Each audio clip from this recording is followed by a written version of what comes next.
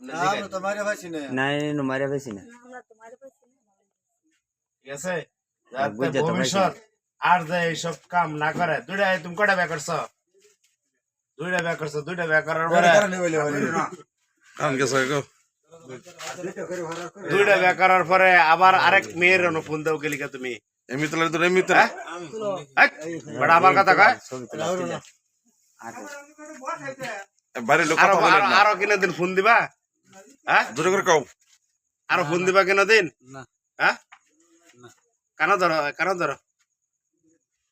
যার জীবনে কারো কিন্তু মেয়ের নাম্বার আর ফোন দিতাম না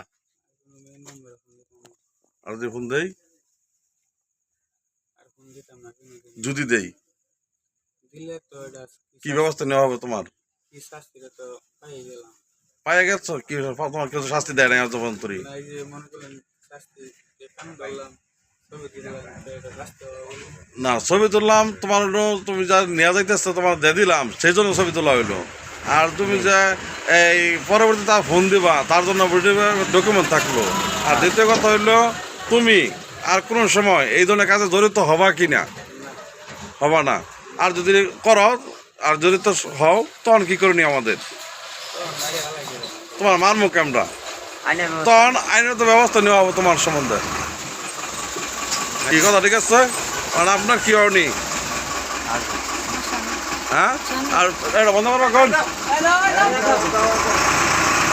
হ্যাঁ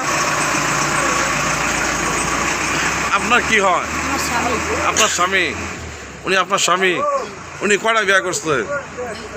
আপনার কত নাম্বার আপনার 2 নাম্বার প্রথম স্ত্রী কই বাড়িতে প্রথম স্ত্রীর সন্তান কয়জন 2 জন আপনার সন্তান কয়জন তো তুমি 2টা বউ থাকার পরে আবার এই কাজ করছো তো যাক আল্লাহর হাতে হইতেছে